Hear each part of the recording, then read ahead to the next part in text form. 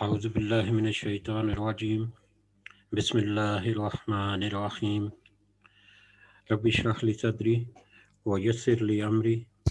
واحلل عقدۃ من لسانی یفقہوا قولی رب یسر ولا تعسر وتمم بالخیر اللہم لا سہل الا ما جعلتہ سہلا وانت تجعل الحزن اذا شئت سہلا رب زدنی علما رب زدنی علما رب زدنی علما آمین یا رب العالمین۔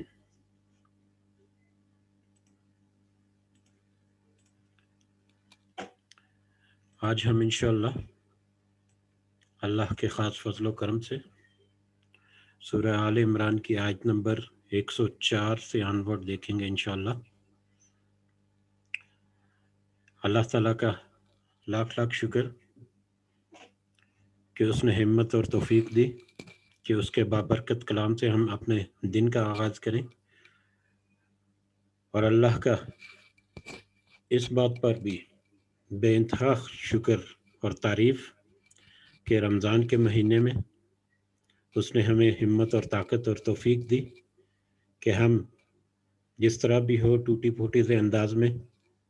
اس کے حضور کچھ نہ کچھ عبادت کر سکیں، اور خاص کر صبح سحری کے بعد جب کہ ہمارے بہت سارے معاملات ایسے چلتے ہیں، بہت سارے لوگ جاب پہ جاتے ہیں، بہت سارے دوسرے معاملات ہوتے ہیں، اور اسپیشلی آخری عشرے میں پوری رات کے قیام کے بعد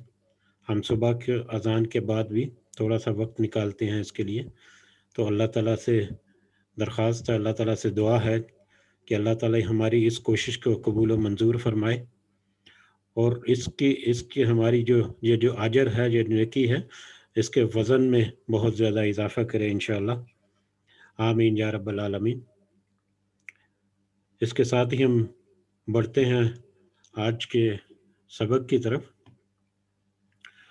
تو آیت نمبر 104 سے پہلے پچھلی مجلس میں ہم نے جو آیات پڑھی تھی، 7 یا 8 آیات جو تھیں، ان میں سے جو آخری 2 آیات تھیں وہ کافی ذو معنی اور بہت امپورٹنٹ تھی۔ اگر ان کو صرف مختصر سا دیکھیں تو آیت نمبر 102 ہم نے دیکھی تھی، جس میں اللہ تعالیٰ نے کہا کہ اے ایمان والو، تم سب ڈر جاؤ اللہ سے جس طرح اس سے ڈرنے کا حق ہے، اور دیکھو کہ تمہیں ہرگز موت نہ آئے مگر تم اسلام کی حالت میں، مگر تم اس حالت میں کہ تمہارا سر جو ہے وہ تسلیم خم ہو اللہ کے آگے، کوئی ایسی کفری بات یا کفر کا عقیدہ نہ ہو تمہارے پاس، اور نہ ہی تم کوئی ایسا کام کرتے ہوئے مرو یا تمہارے آخری وقت میں کوئی ایسا کام ہو جو اللہ کی نافرمانی کا ہو۔ تو یہ آیت کے نازل ہونے کے بعد، جیسا کہ ذکر کیا تھا اس دن، کہ صحابہ کرام جو ہیں وہ بہت ڈر گئے تھے، اور ان میں ایک خوف طاری ہو گیا تھا، اور انہوں نے اپنے اس کنسرن کا اظہار نبی کریم صلی اللہ علیہ وسلم سے بھی کیا۔ تو پھر اس کے بعد قرآن مجید کی ایک اور آیت بھی نازل ہوئی جو ایک دوسری سورہ میں ہے کہ اللہ تعالیٰ سے ڈرو جتنی تم میں استطاعت ہے، جتنی تم میں طاقت ہے۔ اور ہم نے اس دن یہ بھی دیکھا تھا کہ اللہ تعالیٰ سے ڈرو جتنی تم نے استطاعت ہے، یہ آیت بھی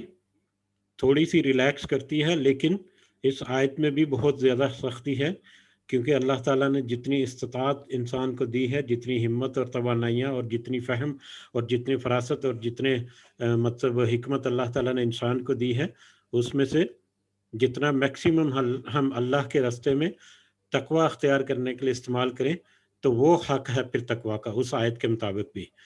تو ہمیں اس آیت کے مطابق بھی اللہ تعالیٰ کے ساتھ ڈرنے کا جو حق ہے وہ ادا کرنا ہے، اور ایسی حالت میں ہمیشہ رہنا ہے کہ ہر وقت اللہ ہی کے سامنے، اس کے احکامات کے سامنے، نبی کریم صلی اللہ علیہ وسلم کے جو ہدایات ہیں اور ان کی جو سنتیں ہیں ان کے سامنے ہمارے سر تسلیم خم ہوں، اور یہ نہ ہو کہ خدا نخواستہ جب ہماری موت کا وقت آئے تو ہم دنیا کے کسی ایسی کام میں مشغول ہوں کہ ہم اسی طرح سے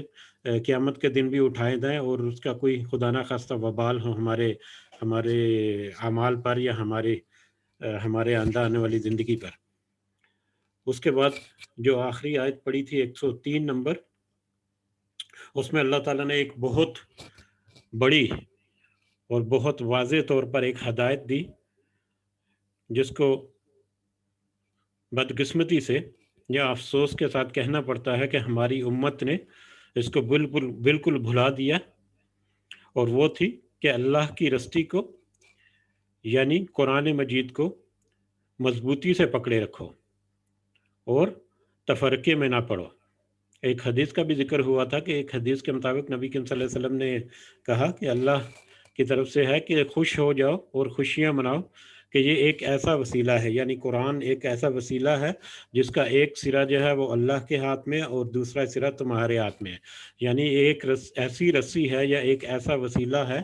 جو براہ راست اللہ کے ساتھ تعلق کو قائم کرتا ہے۔ اور یہ ایک ہی رسی، واحد کا صیغہ یہاں پر ایک ہی رسی کا ذکر ہوا جس میں کوئی تفرقہ نہیں، اور بہت بعد میں بلکہ بہت واضح انداز میں کہا گیا کہ ایک ہی رسی ہے جس کو مضبوطی سے تھامے رکھو اور دیکھو آپس میں تفرقہ مت کرنا، یعنی کہ حنبلی، شافعی، مالکی، بریلوی، سنی، دیوبندی، اہل حدیث اور پتہ نہیں کیسے کیسے فرقے بنے ہوئے، نہیں،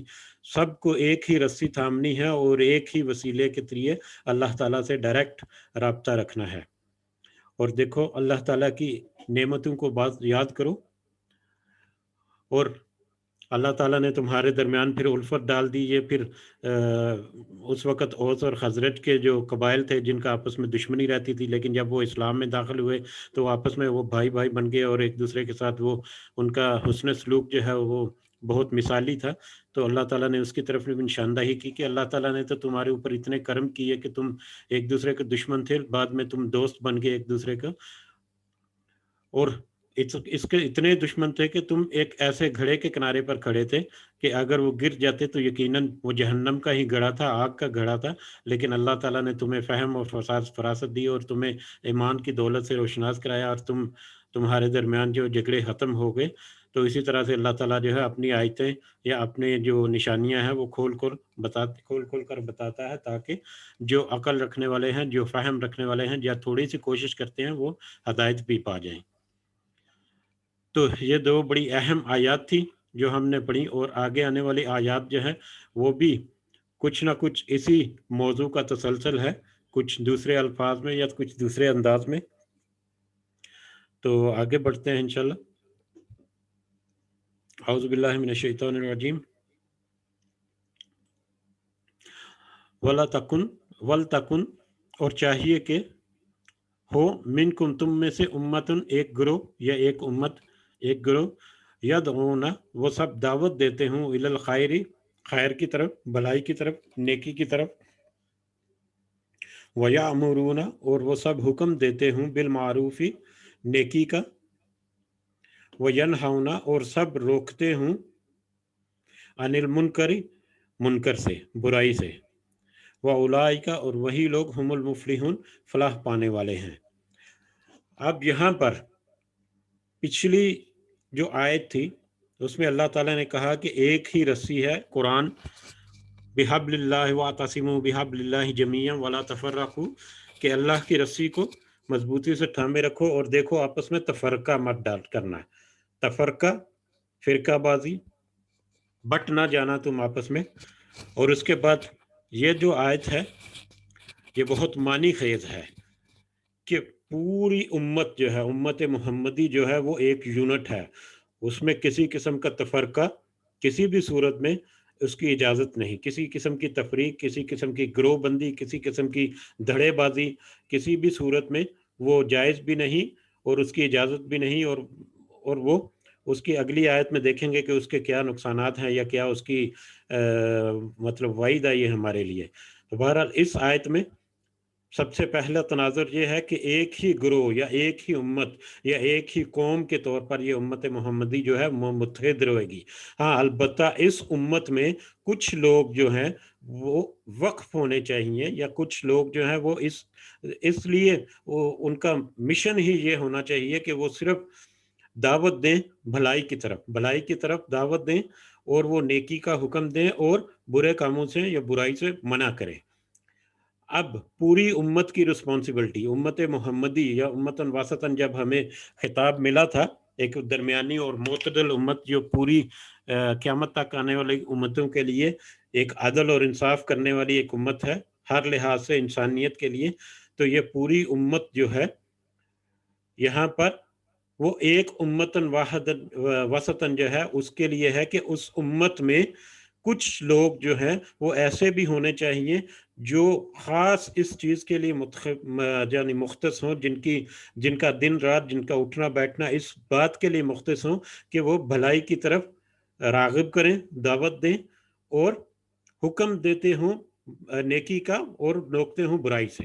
اب یہ جو آیت ہے یہ معنی کے حساب سے بہت وسیع معنی رکھتی ہے. عام فہم الفاظ میں یہ ہے کہ ایک گروہ یا ایک جماعت ایسی ہونی چاہیے جو تبلیغ کا کام کرے، ٹھیک ہے. لیکن ہمارے ہاں جو تبلیغ کے کام چل رہے ہیں الحمدللہ کہ بہت سارے معاملات میں بہت سارے لوگ بہت کوشش کر رہے ہیں اور بہت ہی وسیع پیمانے پہ بھی کوشش ہو رہی ہے، لیکن اس میں جو ایک کمی یا کوتاہی ہمیں نظر آتی ہے ظاہری طور پر، اکثریت میں بہت کم لوگ ایسے ہیں جو مطلب فرقہ بندی سے باہر نکل کر اپنے آپ کو مطلب کوشش کرتے ہیں کہ صرف اسی قرآن سے چپکے رہیں یا اسی حدیث سے، اور جو صحیح واضح انداز میں جو صحیح احکامات ہیں انہی کی ترویج کریں. لیکن زیادہ تر ہمیں نظر آتا ہے کہ گروہ بندیوں میں بٹے ہوئے ہیں، ٹھیک ہے. اب گروہوں کے نام اگر لیں تو بڑے بڑے گروہوں میں ہیں بریلوی ہیں، سنی ہیں، اور بریلوی کے علاوہ اہل حدیث ہیں، اس کے علاوہ دیوبندی ہیں، اس کے علاوہ اور بھی کچھ اس طرح سے ہیں، پھر اہل تشیع ہیں، ٹھیک ہے. وہ سب اپنے گروہ بنائے ہوئے ہیں اور اپنے مسلک کو وہ پروان چڑھانے کے لیے ان کی گدیاں، ان کی کرسیاں، ان کی جو جتنی بھی کوششیں ہیں وہ اپنے مسلک کے لیے ہیں، ٹھیک ہے. وہ کہیں نہ کہیں پر کچھ نہ کچھ ایسی باتیں ان میں ہو جاتی ہیں جن کی وجہ سے وہ آپس میں اختلاف کرتے رہتے ہیں. اگر وہ آپس میں اختلاف کرتے ہیں، وہ گروہ آپس میں اختلاف کرتے ہیں، تو اس کا مطلب ہے کہ یہ پچھلی آیت میں جو اللہ تعالیٰ نے کہہ دیا کہ تفرقے میں نہ پڑنا، ایک ہی رسی کو، اللہ کی رسی کو مضبوطی سے پکڑے رکھو اور دیکھو تفرقے میں نہ پڑنا. اگر وہ گروہ جو ہے آپس میں تفرقے میں پڑے ہوئے ہیں، ایک دوسرے کی تکذیب کرتے ہیں، معاذ اللہ کہ وہ ایک دوسرے کے اوپر کفر تک کے مطلب فتوے لگا دیتے ہیں، یہاں تک ان کی آپس میں ایک طرح سے جنگ چل رہی ہے اندرونی طور پر، تو ایسی صورت میں ہم کیسے کہہ سکتے ہیں کہ پوری امت جو ہے وہ ایک ہی گروہ ہے اور کسی قسم کی کوئی تفریق نہیں. اب یہاں پر ساری امت کے لیے ایک رسپانسبلٹی ہے کہ وہ اللہ کے دین کی ترویج کرے. لیکن یہاں پر جس گروہ کا ذکر ہوا وہ یہ ایک ایسا متفق علیہ گروہ ہے جس کے اوپر پوری امت کا اتفاق ہو. اور اس گروہ کا مجھے جو سمجھ لگتی ہے کہ کیوں بھی ذکر ہوا، کیونکہ عام طور پر دنیاوی زندگی کو مطلب گزارنے کے لیے یا دنیا کے معاملات کو یا کاروبار کو یا روزمرہ زندگی کو گزارنے کے لیے مطلب عام طور پہ عام جو بندہ ہے وہ شاید اتنا اس کے لیے دین کو چلانا بھی ساتھ اور اس کے لیے دنیا کی تگ و دو کرنا، اور سارا دن اگر وہ جاب یا اپنی محنت مزدوری یا تجارت یا جس سلسلے میں بھی لگا ہوا ہے اور کتنا وقت وہ نکال پاتا ہے اور کچھ نہ کچھ طریقے سے اس کو تکلیف بھی رہے گی کچھ، تو اس صورت میں کچھ ایسے گروہ کو مختص کر دیا جائے جو صرف اور صرف اسی کام کے لیے ہوں کہ سارا دن رات ان کے جو ہیں وہ صرف بھلائی کی طرف دعوت دینے میں، نیکی کا حکم دینے میں اور برائی سے منع کرنے میں ہی صرف ہو، ٹھیک ہے. اور یہ جو ہے یہ وہ لوگ ہیں جو ہم نے سورہ بقرہ میں پڑھا کہ ان لوگوں پر خرچ کرو جن کو اللہ کی راہ میں روک دیے گئے. اب اللہ کی راہ میں جو روک دیے گئے لوگ، ان میں کچھ مختلف قسم کے جو گروہ ہوتے تھے، اس میں ایک یہ بھی گروہ تھا جو علماء کا یا جو فی سبیل اللہ کے راستے میں جنہوں نے اپنے دین کی تبلیغ کے لیے کام شروع کیا. تو یہ ایک ایسا گروہ ہے جس کو سپورٹ کریں گی باقی پوری امت، اور وہ ایک متحد ہو کر یہ پوری امت کی نمائندگی کرے گا یہ گروہ، ٹھیک ہے. اور میرے حساب سے آج کے دور میں اگر دیکھا جائے تو یہ گروہ کی اہمیت اس قدر بڑھ گئی ہے کہ اس گروہ کی کیپیبلٹیز یا اس کی کیپیسٹیز جو ہیں وہ اتنی ہونی چاہیے کہ ان کے پاس دین کا علم بھی ہونا چاہیے، چوٹی کا علم. इनके पास दुनिया का भी इल्म होना चाहिए, चोटी का इल्म। इनके पास साइंटिफिक रिसर्च भी होनी चाहिए, इनके पास इकोनॉमिकल जो मुआशी सरगर्मियाँ जो हैं उनके ऊपर भी बहुत अबूर होना चाहिए, इनके ऊपर जो सोशल और इकोनॉमिक सिस्टम जो हमारे चल रहे हैं उनके ऊपर भी इंतहाई गहरी नज़र होनी चाहिए। यानी कि ये एक इतने वसी ओपन माइंडेड और ब्रॉड माइंडेड किस्म की उम्मत होनी चाहिए, या ये ग्रोह होना चाहिए कि उसके सामने जिस भी तरह का चैलेंज आ जाए, चाहे वो साइंटिफिकली आ जाए, चाहे वो मुआशरती तौर पर आ जाए, तिजारत में आ जाए, रोज़मर्रा के सोशल प्रॉब्लम जो हैं उनमें आ जाए, दीन के अहकामात में आ जाए, शरीयत के लिहाज से आ जाए, किसी भी तरह का हो, तो ये ग्रोह जो है हर तरह की सिचुएशंस को टैकल करने की अहलियत होनी चाहिए। और बदकिस्मती हमारी ये भी है, बदकिस्मती नहीं कहना कहूँगा तो मैं कह सकूँ, अफ़सोस ज़रूर कह सकूँगा कि हमारी ये जो ग्रोह हमारे बने हुए हैं, जो ये दावा करते हैं कि ये तबलीग का काम कर रहे हैं और अपने आप को उन्होंने अल्लाह के राह में वक्फ कर लिया हुआ है, उनकी जो इल्म है, हाँ, उन्होंने बहुत मेहनत की है, उन्होंने बहुत कई-कई साल, मतलब 8-10, 12-12, 15-15, 20-20 साल लगा के उन्होंने तालीम हासिल की, और फिर सारी उम्र वो उन्होंने कुरान मजीद और अहादीस और पता नहीं, मतलब उनमें किसी किस्म का कोई शक नहीं। लेकिन एक कमी जो उनमें आती है वो है कि उन्होंने दुनियावी तालीमात को पीछे छोड़ दिया। यहाँ तक कि वो इसको वैसे ही कुछ गिरोह जो हैं वो वैसे ही मना करते हैं। वैसे ही उनके नज़दीक जो दुनियावी जो इल्म हासिल करना है, वो वैसे ही उसको वो प्रायोरिटी देते ही नहीं है। जबकि आज के माशरे में उसकी एक इंतहाई अशद ज़रूरत है। ख़ासकर जब हमारे पास एक नई टेक्नोलॉजी आ रही है, जब हमारे पास एक ऐसा वक़्त आ गया है, जब दज्जाली निज़ाम जो है हमारे सरों के ऊपर है, और वो दज्जाली निज़ाम जो है हमारे ज़हनों में समा रहा है। किस तरह से हमारी उँगलियों के ऊपर चल रहा है, किस तरह से वो हमें, हमारे माइंड्स को कंट्रोल किया जा रहा है। तो ऐसी सूरत में एक ऐसी उम्मत या ऐसे ग्रोह का होना, जिसको ना सिर्फ दुनियावी तालीम हर लिहाज से, बल्कि असरी तालीम जो है वो भी, मतलब दीनी तालीम के अलावा असरी तालीम जो है वो भी, उसके ऊपर भी इतनी कमांड होनी चाहिए कि वो हर नुक्ता नज़र से सोच सके वो ग्रोह कि हमारी मुस्लिम उम्मा जो है उसके लिए क्या बेहतर है, क्या चैलेंजेस आ रहे हैं, उस चैलेंजेस के मुताबिक किस तरह से उन्होंने अपनी उम्मत को, उम्मत मोहम्मदी को दावत देनी है भलाई की तरफ। और ये भलाई जो है वो दुनिया की भी भलाई है और आखिरत की भी भलाई है। ठीक है, दुनिया और आखिरत की भलाई की तरफ किस तरह से मतलब दावत देनी है, कौन कौन से चैलेंजेस हैं, उन चैलेंजेस को मीट करने के लिए कैसे कैसे इकदामात कर सकते हैं हम, वो सारी की सारी जो जो मतलब टेक्निक्स हैं, वो इस ग्रोह के पास होनी चाहिए। तभी वो आज के दौर में वो बहुत ही इफ़ेक्टिवली काम कर सकता है। नहीं तो आइंदा आने वाले सालों में जब हमारे पास मतलब मैनुअल सिस्टम जो है वो सारे ख़त्म हो जाएँगे। दुनिया में इंजीनियर्स का प्रैक्टिकली रोल ख़त्म हो जाएगा, साइंटिस्ट का मतलब है वो, इसके अलावा डॉक्टर्स का रोल जो है वो दुनिया में ख़त्म हो जाएगा। सब कुछ जो है वो आईटी सिस्टम और लेटेस्ट टेक्नोलॉजीज़ और ये सब कुछ आ जाएगा, और उसके अलावा ये सब कुछ चीज़ें जो हैं इंसानों को कंट्रोल करने के भी काम आएँगी,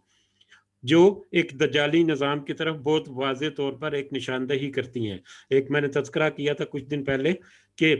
शायद 1 डेढ़ साल पहले द इकोनॉमिस्ट मैगज़ीन है, उनके सरे वर्क पर, यानी उनके फ्रंट पेज पर एक टाइटल आया था, जिसमें लिखा हुआ था कि एवरीथिंग इज़ अंडर कंट्रोल।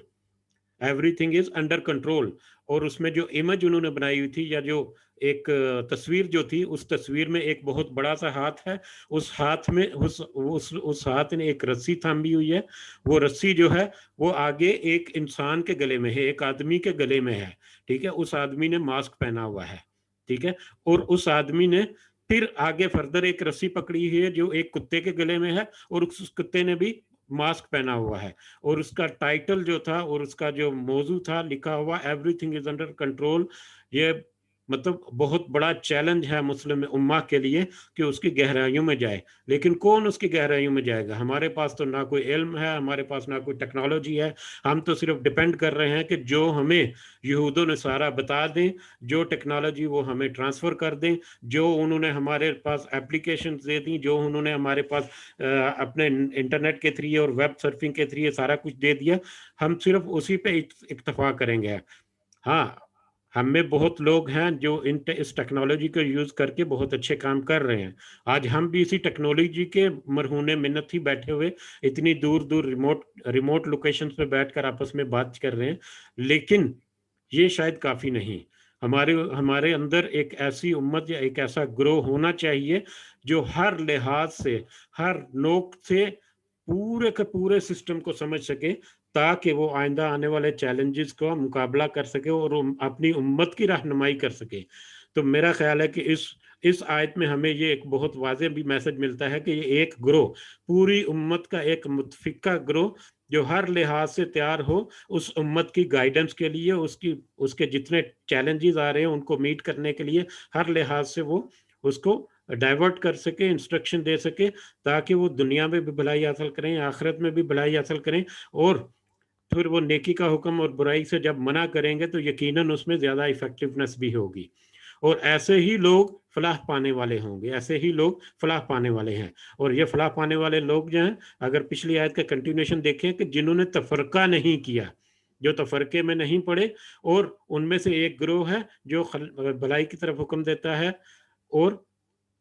نیکی کا بھی حکم دے، بھلائی کی طرف بلاتا ہے، نیکی کا حکم دیتا ہے اور برائی سے روکتا ہے. تو میرا خیال ہے یہ آیت جو ہے میرے حساب سے اس کی تھوڑی سی وضاحت ہونی چاہیے تھی، اس لیے تھوڑا سا ٹائم لگا دیا اس پہ. اللہ تعالیٰ سے دعا ہے کہ اللہ تعالیٰ ہمیں فہم دے اور ہمیں یہ ہمت اور توفیق دے کہ کم از کم ہم خود تو جس لیول پر بھی پہنچ سکے، کم از کم اپنی انڈر جو جنریشن ہے، نیکسٹ جنریشن ہے، ان میں ہی کم از کم ایسی جو ایک گروہ ہے وہ پیدا کر سکیں، یا ایک گروہ جو ہے ایسا تشکیل پا جائے جو کہ آئندہ آنے والے چیلنجز کو میٹ کر سکیں ہم. آمین یا رب العالمین. آگے بڑھتے ہیں اگلی آیت کی طرف. وَلَا تَكُونُوا، اور تم سب مت ہو کالذین، ان لوگوں کی طرح، تفرقوا، جو سب بٹ گئے، جو سب فرقوں میں بٹ گئے، واختلفوا، اور ان سب نے اختلاف کیا، من بعد ما جاءہم البینات، کہ اس کے بعد کہ ان کے پاس آگے روشن دلائل. اب یہاں پر ایک موازنہ کیا، یا ایک مطلب ایک اور ڈائریکشن یا ایک اور ہدایت مل گئی اللہ تعالیٰ کی طرف سے کہ دیکھو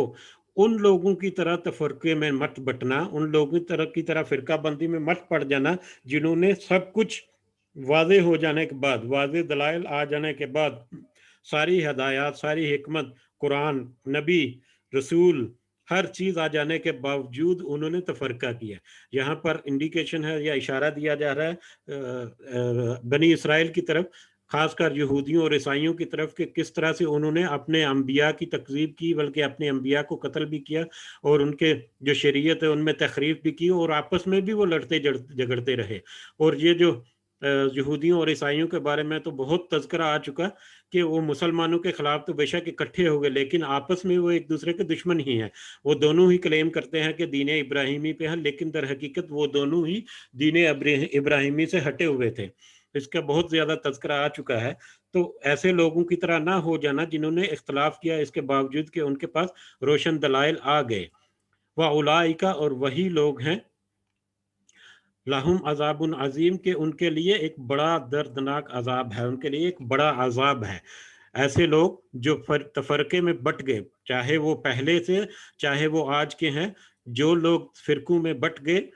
اس کے باوجود کہ ان کے پاس واضح نشانیاں، واضح دلائل، واضح احکامات، بہت کھلی نشانیاں اللہ کی طرف سے آ گئی، ان کی شریعت محمدی کی طرف سے احادیث میں مل گیا سارا کچھ، اس کے باوجود وہ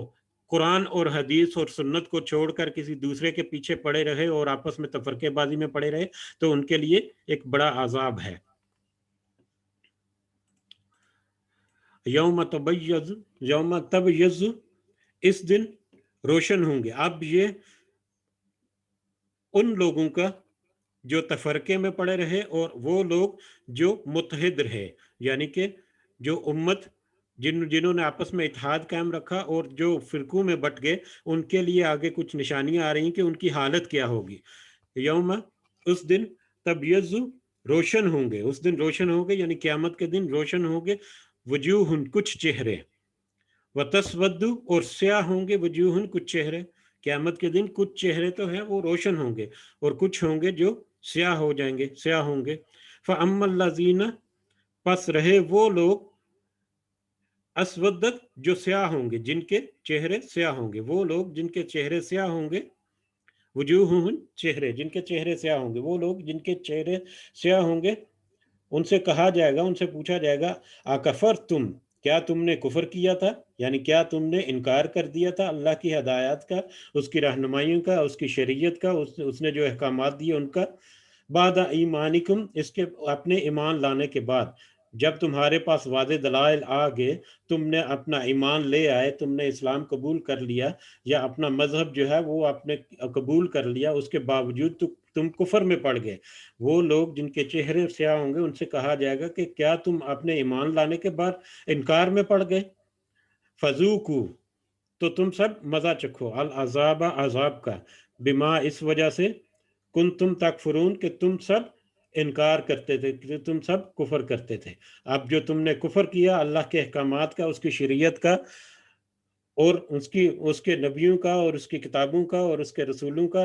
یا اس کے احکامات کا، اس کی جتنی بھی شریعت ہے، اگر تم نے ان کا انکار کیا تو پھر تم عذاب کا بھی مزہ چکھو۔ وَأَمَّا اور رہے وہ لوگ، اللہ دینا وَأَمَّا اللہ دینا اور رہے وہ لوگ، ابیضت روشن ہوں گے، وجوہہم جن کے چہرے، اور وہ لوگ جن کے چہرے روشن ہوں گے،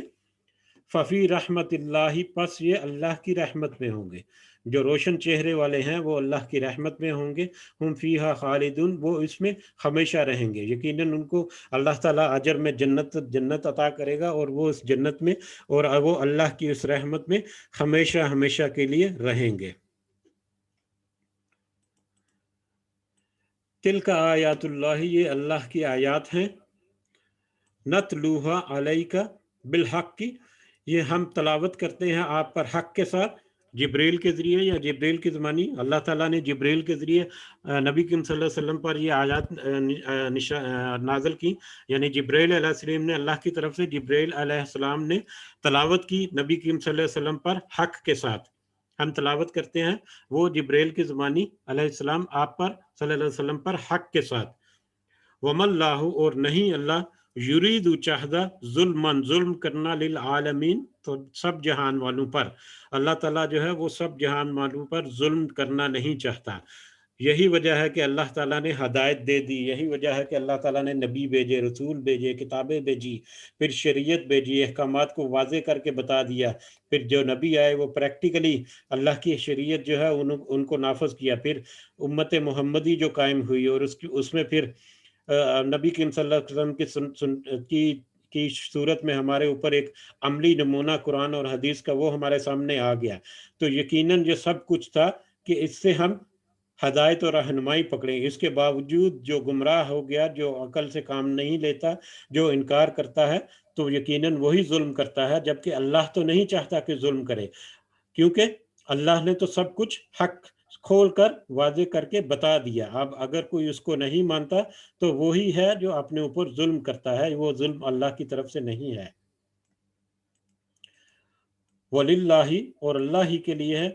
ما فی السماوات جو کچھ ہے آسمانوں میں، وما فی الارض اور جو کچھ ہے زمین میں، جو کچھ آسمانوں میں اور جو کچھ زمین میں، یعنی اس پوری کائنات میں جو کچھ ہے وہ اللہ ہی کے لیے ہے، وَإِلَى اللَّهِ اور اسی کی طرف اور اللہ ہی کی طرف ترجع الامور تمام معاملات کو لٹائے جائیں گے، تمام معاملات جو ہے اللہ ہی کی طرف لٹائے جائیں گے، یعنی ہر طرح کے معاملات جو ہیں وہ اللہ ہی کی طرف لٹائے جائیں گے، اور اللہ جو ہے اس دن یعنی قیامت کے دن ہر ایک کا انصاف کے ساتھ فیصلہ کرے گا، اور جس نے جو کچھ کمایا اس دنیا میں اس کا پورا اس کا بدلہ دیا جائے گا، اور انصاف کے ساتھ جب بدلہ ہوگا تو انصاف کا تقاضا یہ ہے کہ جس کا جو حق ہے اس کو اس کا حق ملے، اور حق کیا ہے، جس نے اچھے عمل کیے اس کا حق یہ ہے کہ اس کو جنت ملے، اور جس نے برے عمل کیے، جس نے گناہ کمائے، ان کا حق یہ ہے کہ ان کو سزا دی جائے۔ تو اللہ تعالیٰ ہمیں مطلب ان لوگوں میں شامل کرے جو دنیا میں تو کامیاب ہیں ہی، یا دنیا میں جیسے بھی معاملات ہیں، یقیناً آخرت میں اللہ تعالیٰ ان کو کامیاب جو کرے گا، اللہ تعالیٰ ہمیں بھی ان لوگوں میں شامل کرے، اور اللہ تعالیٰ ہمیں ایسے عذاب سے بچائے اور ایسی سچویشن سے بچائے جس میں ہمارے کوئی آزمائش یا کوئی مصیبت یا کوئی پریشانی یا اللہ کی طرف سے کوئی کوئی سختی کا سامنا کرنا پڑے اس دنیا میں بھی اور آخرت میں بھی۔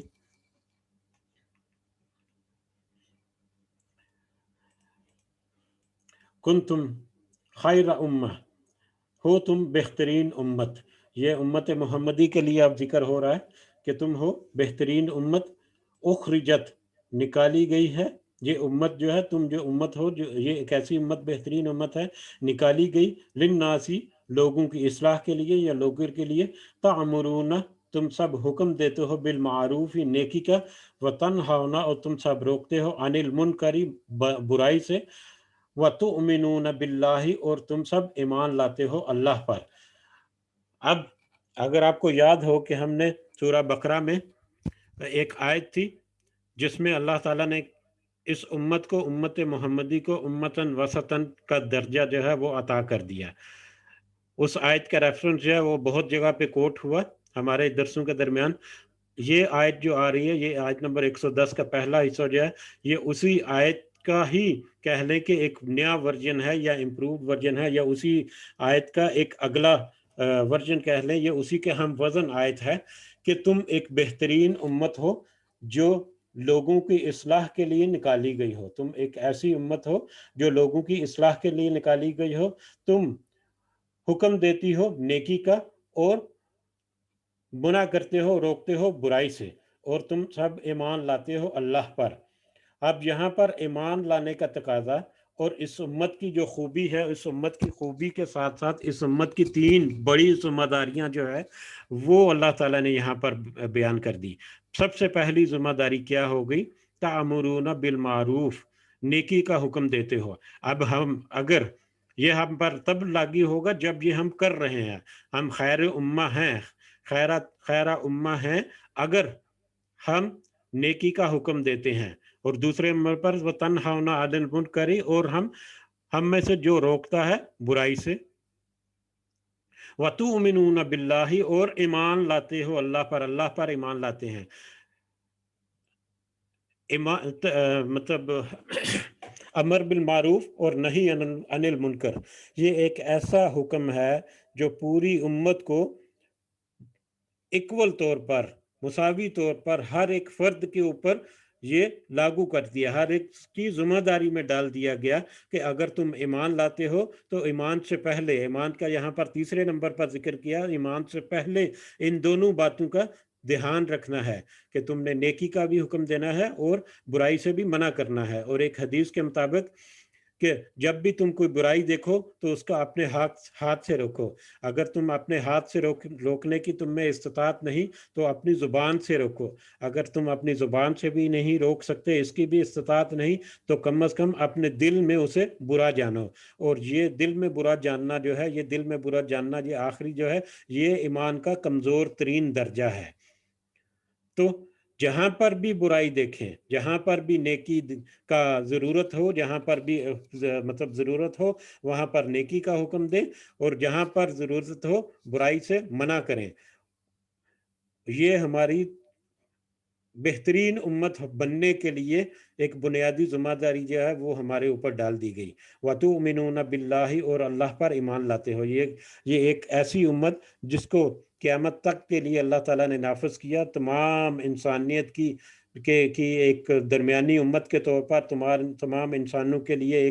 ایک انصاف قائم کرنے کے لیے، اور تمام مذاہب کے لیے بھی ایک مطلب تصدیق کرنے والا اور رہنمائی کرنے والا۔ تو ایسی صورت میں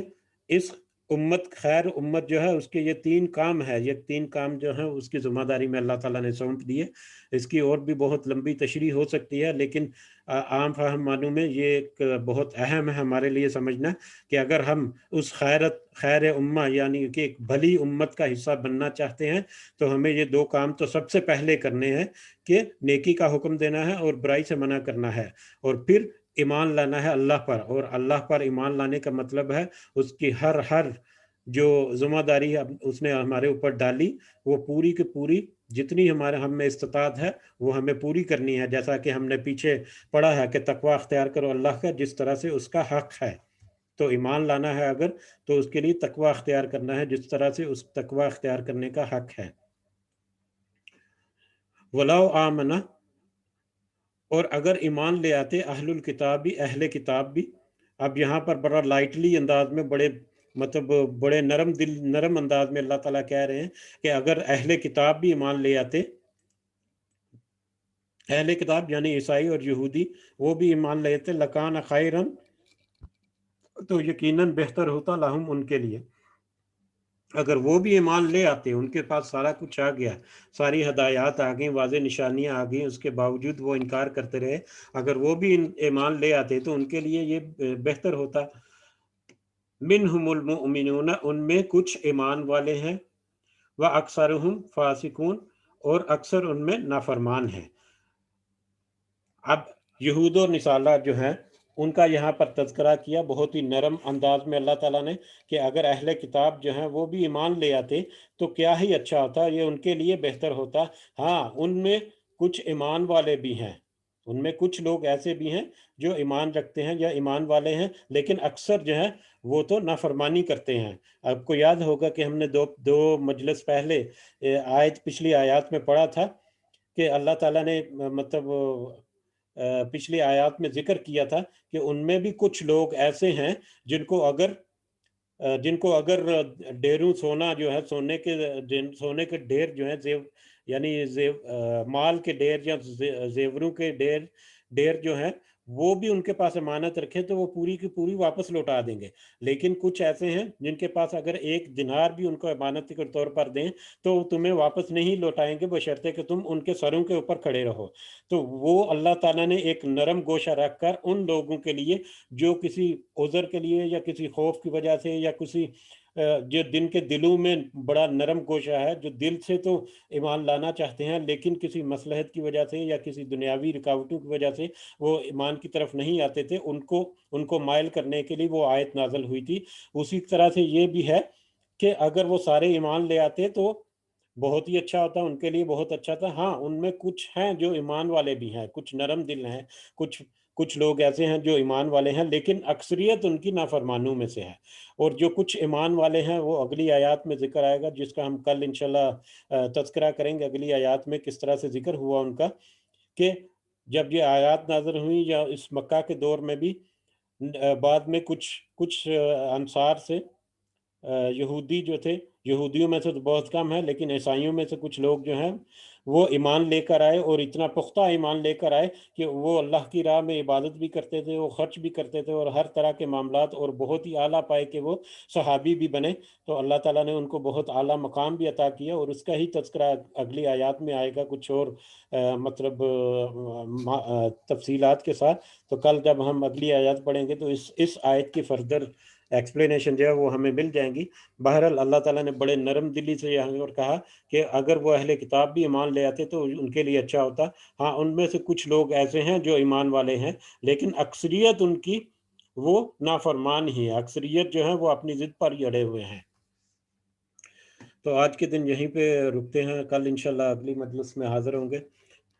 سبحان ربک رب العزت عما یصفون وسلام علی المرسلین والحمد للہ رب العالمین۔ سبحان ربک رب العزت، سبحانک اللہم و بحمدک، اشہد ان لا الہ الا انت، استغفرک و اتوب الیک۔